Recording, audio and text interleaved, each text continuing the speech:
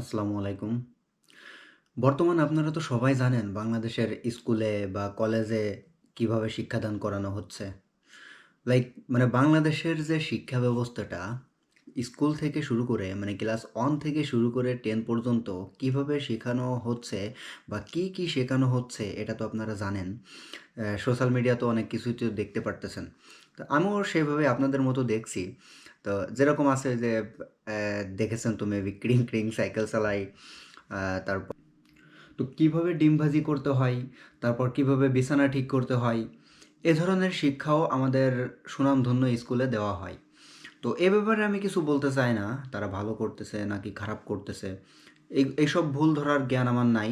কিন্তু আমি জাস্ট এই ভিডিওর মাধ্যমে তুলে ধরবো ইউরোপিয়ান অথবা লিথুয়েনিয়ান যে শিক্ষা ব্যবস্থাটা স্কুলে কিভাবে শিক্ষা দেওয়া হয় সেই ব্যাপারগুলোই আমি জাস্ট তুলে ধরবো।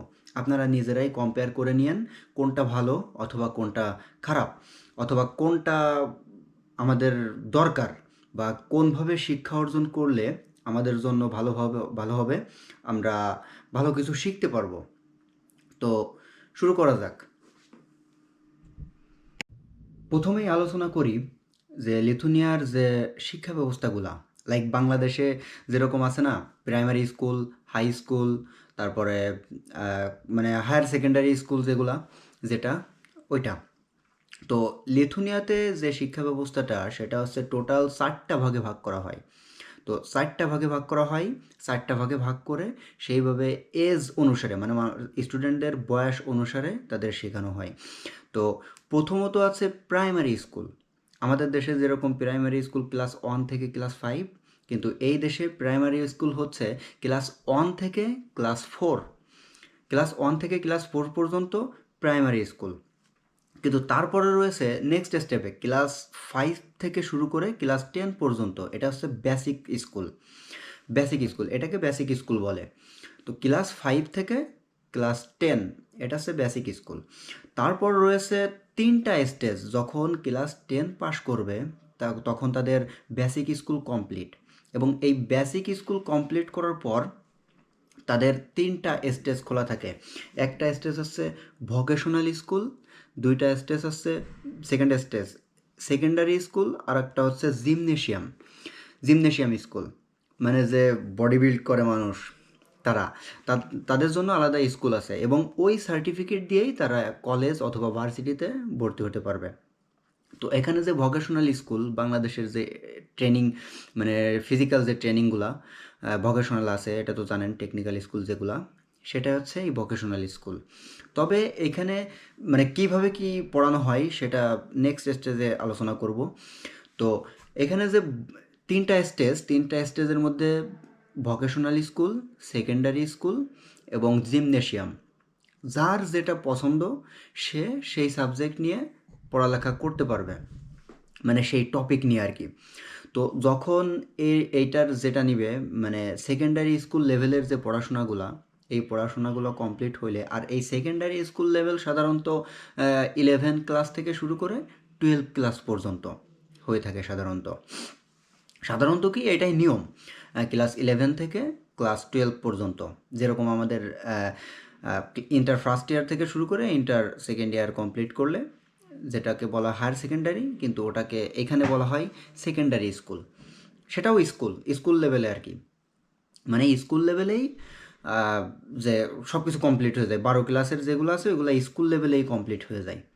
পরবর্তীতে আছে কলেজ লেভেল এবং ইউনিভার্সিটি লেভেল। এখন কলেজ লেভেলে যে পড়ালেখানো করানো হয়, আর ইউনিভার্সিটিতেও সেম সেম লেভেলেই পড়াশোনা করানো হয়। এখন যে যে সাবজেক্ট নিবে তার ইচ্ছা, সেভাবেই করানো হয় আর কি।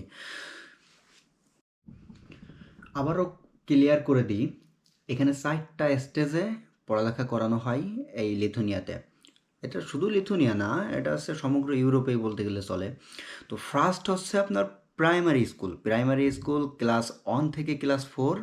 তারপরে হচ্ছে বেসিক স্কুল ক্লাস 5 থেকে ক্লাস 10 পর্যন্ত। আর তারপরে আছে সেকেন্ডারি স্কুল। এই সেকেন্ডারি স্কুলের মধ্যে যারা পড়ি না, এইচএসসির পরে যেগুলো আর্টস, সায়েন্স, আর্টস, কমার্স, ওইটা একদম সমগ্র সব কিছুই একসাথে করে এদের পড়ানো হয়। মানে সেকেন্ডারি স্কুলে সব কিছু একসাথেই। আর যারা ভোকেশনাল ট্রেনিংয়ে যায় তারা তো আলাদা, যারা টেকনিক্যাল স্কুলে পড়ে আপনারা তো জানেন 9-10 কলেজ বাংলাদেশে যেরকম হয় ওরকমই। আর আরেকটা আছে জিমনেশিয়াম, কিন্তু জিমনেশিয়ামে যারা পড়ে তারা তাদের ক্লাস শুরু হয় ক্লাস 9 থেকে 12 ক্লাস পর্যন্ত, এটা হচ্ছে জিমনেশিয়াম। তো এটা হচ্ছে টোটাল বেসিক্যালি 4 বছর হয়ে থাকে মেবি ওরকম। জিমনেশিয়াম যেটা, এটা 4 বছর। আর যে সেকেন্ডারি যেটা সেটা হচ্ছে 2 বছর, 11 থেকে 12 ক্লাস পর্যন্ত। তারপরে হচ্ছে কলেজ, কলেজ লেভেল মানে ভার্সিটি লেভেল। কলেজ লেভেল যা ভার্সিটি লেভেলও তাই, একদমই সেম, একদম সেম। বাংলাদেশের যেরকম ন্যাশনাল ইউনিভার্সিটি, পাবলিক ইউনিভার্সিটি পড়ালেখার লেভেল সমান, সেম সেম ক্যাটাগরি, এখানেও সেরকম। ক্লাস 1 থেকে শুরু করে ক্লাস 12 ক্লাস পর্যন্ত যে কিভাবে মার্কিং ব্যবস্থাটা কিভাবে করানো হয় এই স্টেজে সেটা নিয়ে আলোচনা করব।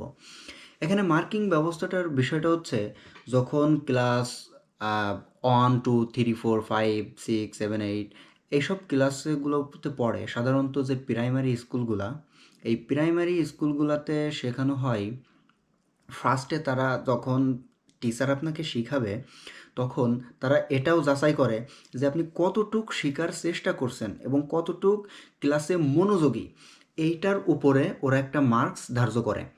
মানে তারা নোট করে রাখে, রেখে ওইটা ফাইনাল পরীক্ষাতে অ্যাড করে। আপনার ফার্স্টে তারা খেয়াল করবে যে আপনি কতটুক শেখার চেষ্টা করছেন, আপনার চেষ্টাটা কতটুক, আপনার চেষ্টার উপরে একটা মার্ক দিবে তারা। সেকেন্ড সেকেন্ড হচ্ছে ক্লাসে কিছু টেস্ট নেয়। ক্লাসে কিছু টেস্ট নেওয়ার পর আপনি যে মার্কসগুলো পান ওই মার্কসগুলা টিচাররা কালেক্ট করে রাখেন, কালেক্ট করে রাখে ওইটা আবার ফাইনাল পরীক্ষায় অ্যাড করে। এইভাবেই মানে প্রথমে যে ক্লাস টেস্ট হয় অথবা আপনার কতটুকু মনোযোগী আছেন ক্লাসে সেইটার উপরে একটা মার্ক, তারপর আপনি কি কি শিখেছেন মানে প্রপারলি শিখতে পারছেন কি না সেটার উপরে একটা মার্ক, এবং তারা প্রত্যেক ক্লাসের লাস্টে একটা এক্সাম নেয়। সেই এক্সামে যে মার্কটা পাবেন সেই মার্কটাও ওরা কালেক্ট করে রেখে দিবে, এবং এই মার্কসগুলাই ফাইনাল পরীক্ষা, যে ফাইনালে একটা টেস্ট নেয় ফাইনাল, তো সেই ফাইনাল পরীক্ষায় অ্যাড করে তারা একটা রেজাল্ট পাবলিশ করে। আছে বিষয় এইভাবেই তারা এইভাবে পাশ করে যখন আপনার ক্লাস ওয়ানের এই টেস্টটা নেওয়া হয়ে যাবে, আপনি পাশ করবেন, ক্লাস টুতে উঠাই দিবে। কিন্তু এখানে বাংলাদেশে যেরকম কত নাম্বার পেয়েছেন বা কী দেখি, এরকম না। এইখানে আপনার ফাইনালে একটা রেজাল্ট দেওয়া হয় যে আপনি পাস অথবা ফেল, এবং ভেরি গুড, গুড এবং ব্যাড অথবা ফেল, এরকম এরকম একটা স্টেজ অনুসারে একটা রেজাল্ট পাবলিশ করা হয়। মানে এই স্টুডেন্টটা ভেরি গুড, গুড মানে অনলি গুড, আর হচ্ছে ব্যাড অথবা ফেল, এরকমভাবেই তারা রেজাল্টটা পাবলিশ করে থাকে। এটা ক্লাস 1 থেকে শুরু করে ক্লাস 4 পর্যন্ত এভাবেই হয়ে থাকে। এটা অলমোস্ট শুধু 4 পর্যন্ত না, এটা ক্লাস 10 পর্যন্ত হয়ে থাকে। এভাবেই তাদের রেজাল্টটা পাবলিশ করানো হয়। আর এখানে তাদের যে পড়ালেখাগুলা চারপাশের পরিবেশ নিয়ে হয়ে থাকে। তারপর তবে একটা কথা জিনিস আমি কোথাও খুঁজে পাই নাই, বাংলাদেশে যেভাবে আপনারা দেখেছেন ক্রিং ক্রিং সাইকেল চালায়, এটা মানে টিচারদের ট্রেনিং ব্যবস্থা নাকি সেটা আমি জানি না। ডিমবাজি করতে হয় কিভাবে, বিছানা ঠিক করতে হয় কিভাবে, তারপরে বিভিন্ন ধরনের নাটক, বিভিন্ন ধরনের নৃত্য, এইগুলা যারা করে এই ধরনের কোনো শিক্ষা আমি এখানে দেখি নাই। তবে ঠিক আছে, যারা স্পেশালি নাচ শিখতে চায় তারা আলাদা নাচের স্কুলে ভর্তি হয়ে তারা নাচ শিখতে পারে, সেটা আলাদা হিসাব। কিন্তু স্কুলের কারিকুলামের সাথে যে ইনক্লুডেড ব্যাপারটা এমন না। লিথুনিয়াতে ওইরকম কিছুই এখন পর্যন্ত পাই নাই, ব্যাপারটা হচ্ছে তাই। এভাবেই এখানে শিক্ষা ব্যবস্থা চলে আর কি, টিচাররা এভাবেই পাঠদান করেন। এই কারণেই দেখবেন বাংলাদেশের একটা স্টুডেন্ট এবং এখানের একটা স্টুডেন্ট আকাশ পাতাল ব্যবধান। আমি অনেক কিছু কম্পেয়ার করে দেখছি, আকাশ পাতাল ব্যবধান। তারা ক্লাস 2 থেকে ভালো ভালো স্মার্টফোন ইউজ করে, হ্যাঁ ইউজ করে, কিন্তু বাংলাদেশে দেখা যাচ্ছে যে তারা তারা কিন্তু আবার যে স্মার্টফোন বাজেভাবে ইউজ করে ব্যাপারটা এমন না, তারা শিক্ষার কাজেই লাগায়। হ্যাঁ, আমি নিজে এমন এমন দেখছি ক্লাস 1-এ পড়ে, 2-তে পড়ে লিফট কীভাবে ইউজ করতে হয়, তারপর যে ট্রাফিকিং ব্যবস্থা, রাস্তায় যে ট্রাফিকে কিন্তু অনেক কিছু সুইচ থাকে, যে ওই সুইচগুলো প্রেস করে দেন আপনি রাস্তা ক্রস করতে পারবেন। এই সকল সুইচ কীভাবে ব্যবহার করতে হয় এবং টেকনোলজি কীভাবে ব্যবহার করতে হয়, এইখানের অনের পোলাপান, টুর পোলাপান খুব ভালোভাবেই এটা জানে। ইভেন তাদের স্কুল থেকেও এগুলো শিক্ষা দেওয়া হয় এবং তাদের ফ্যামিলি থেকেও এই ধরনের শিক্ষা দেওয়া হয়। এই কারণেই তারা অনেকটা এগিয়ে। হ্যাঁ, তবে আমরা যারা মানে 12 ক্লাসে 12 ক্লাসে যা শিখি, মানে ইন্টারমিডিয়েটে যেগুলো শিখি, তাদের এইখানে সাধারণত ক্লাস 10-এর ভিতরেই এইগুলা কমপ্লিট হয়ে যায়। ব্যাপারটা এমন। তবে এইখানে ওই যে ডিম ভাজি বলেন, বিছানা ঠিক করা বলেন, অথবা ওই যে ক্রিং সাইকেল চালাই, এই ধরনের কিছুই আমি এই লিথুনিয়াতে বা সমগ্র ইউরোপে যেগুলো আছে মোটামুটি যাচাই বাছাই করে দেখলাম, এখন পর্যন্ত ওই ধরনের কিছু পাই নাই। তো আপনারাও যাচাই করতে পারেন, গুগলে সার্চ করতে পারেন, অথবা ইউটিউবে আছে কি না সেটা জানি না, আপনি গুগলে সার্চ করতে পারেন, অথবা এইখানের কোনো স্কুলে মেইল করতে পারেন, করে আপনি ইনফরমেশন নিতে পারেন যে কিভাবে তাদের পড়ানো হয়, কিভাবে কী বৃত্তান্ত, সব কিছুই তারা আপনাকে এক্সপ্লেইন করে দিবে। আর অন্যদিকে বাংলাদেশের ইউনিভার্সিটিতে কিভাবে পড়ানো হয় এটা আমার আসলে বিন্দুমাত্র ধারণা নাই, কারণ যেহেতু আমি বাংলাদেশের ইউনিভার্সিটিতে পড়ি নাই বা ঘাটাঘাটিও করি নাই কিভাবে পড়ানো হয়। তবে এইখানে পড়ানো হয় যেভাবে আমি সেটা নিয়ে বলতেছি। কলেজ শেষ করার পর যখন আপনি ভার্সিটিতে ভর্তি হবেন, তখন প্রত্যেকটা ক্লাসের পড়া প্রথমে একটা ক্লাস হবে এবং নেক্সট যে ক্লাস, সেই ক্লাসে আপনার এইটার একটা এক্সাম দেওয়া লাগবে। এক্সাম দেওয়ার পর আপনি যে মার্কসটা পাবেন, সেই মার্কসটা অটোমেটিক্যালি অনলাইনে সেভ হয়ে যাবে। এখন সেভ হয়ে থাকার পর এবং ওই যে ক্লাসগুলো হবে, ওই ক্লাসের উপর একটা অ্যাসাইনমেন্ট দিবে। ওই অ্যাসাইনমেন্টগুলো আপনার প্রপারলি করে জমা দিতে হবে। এখন ওই অ্যাসাইনমেন্ট আছে, তারপর আপনার বিভিন্ন ধরনের প্রেজেন্টেশন থাকে, যে প্রেজেন্টেশনের উপরে কিছু মার্ক থাকে। তারপর ফাইনাল একটা এক্সাম থাকে, মিড টার্ম একটা এক্সাম থাকে।